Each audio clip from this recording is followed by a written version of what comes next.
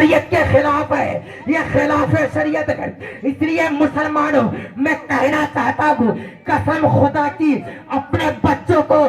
مدرسے کی تعلیم دلوا دو، کیونکہ آپ کا بچہ جب مدرسے سے پڑھ لے گا، آپ کا بچہ چاہے حافظ بنے نہ بنے، چاہے قاری بنے نہ بنے، چاہے مفتی بنے نہ بنے، چاہے عالم بنے نہ بنے، لیکن مدرسے سے جب تعلیم حاصل کر دے گا، مدرسے سے جب پڑھ لے گا، جب قرآن پڑھنے کے لیے سیکھ جائے گا، جب اس کی زبان پہ بسم اللہ الرحمن الرحیم آ جائے گا، جب وہ الحمد شریف پڑھے گا، تو اس کے اندر جو ہے اتنا جو ہے توفیق عطا ہو جائے گا کہ کہیں اگر وہ کھڑے ہو کے پیشاب کرے گا، وہ دل میں سوچے گا میں تو قرآن پڑھنے والا ہوں، اگر کھڑے ہو کے پیشاب کر دوں قرآن کیسے پڑھوں؟ اگر وہ کسی کو گالی بکے گا تو وہ یہی سوچے گا میں گالی کیسے بکوں، میں تو قرآن پڑھتا ہوں۔ اس لیے محترم حضرات، آپ کو ہم یہی کہیں گے، قسم خدا کی آپ اپنے بچوں کو مدرسے کی تعلیم دیں۔ اگر مدرسے کی تعلیم آپ اپنے بچوں کو نہیں دیتے گئے تو قسم سے کل قیامت کے دن بچے کو جو پکڑے گا تو پکڑے گا،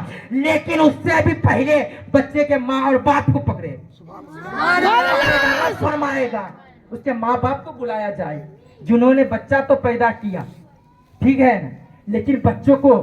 صحیح شکشا دینے کے لیے نہیں بھیجا، صرف اسکولوں میں پڑھایا، مدرسے کی تعلیم دینے کے لیے نہیں بھیجا۔ اور آپ چاہیں تو آپ مدرسے کی تعلیم دے سکتے ہیں، اگر عربی پڑھانے والا کوئی نہیں ہوتا ہے، آپ گھر میں جن کی ماں پڑھنے کے لیے جانتی ہے، جن کے والد پڑھنے کے لیے جانتے ہیں، وہ اپنے بچوں کو عربی پڑھائیں۔ اور اگر وہ بھی نہیں ہے، اگر پاس میں کوئی پڑھانے والے ہوتے ہیں ان کے پاس بچوں کو بھیجیں، عربی پڑھائیں، کیونکہ قرآن جو ہے، قرآن کی تعلیم، قرآن جو ہے اپنے بچوں کو پڑھوانا بہت ضروری ہے۔ قرآن وہ عظیم کتاب ہے، قرآن وہ عظمت والی کتاب ہے، جو قرآن پڑھتا ہے اسے خود بخود توفیق آ جاتا ہے، ماں باپ کا فرما بردار اولاد بن جاتا ہے، ماں باپ کا خدمت کرنے لگتا ہے۔ محترم اب دیکھیے، میں تو اس بات میں کبھی کبھی میں غمگین بھی آج ہو گیا دل میں، اور مایوس بھی ہو گیا۔ یہ پچھلے شب بارات جو گزر گیا ہے، ٹھیک ہے نا، اس شب بارات کو ہم گھر میں تھے اور میں 10 بجے قبرستان گیا، 12 بجے تک والد محترم کے قبر کے پاس بیٹھ گئے ہم، اور موبائل نکال لیا اور قرآن پڑھنا اسٹارٹ کیا۔ 2 گھنٹہ میں نے قرآن پڑھا، اور جتنے پڑھا وہاں پہ پڑھا، پھر وہیں پہ فاتحہ کی، پھر وہیں پہ بخش دیا، وہیں پہ بخش دیا۔ تو ایسا میں کیا کیوں؟ وہ اس لیے کہ میں مدرسے کی تعلیم حاصل کیا ہوں، میرے جو استاد ہیں وہ انہوں نے مجھے سکھایا ہے، ارے میرا رب جو ہے انہوں نے مجھے سکھایا، اور میرا رب جو ہے مجھے اتنی بڑی عظمت والی کتاب میرے قرآن میں محفوظ کر دیا۔ اسی کی برکت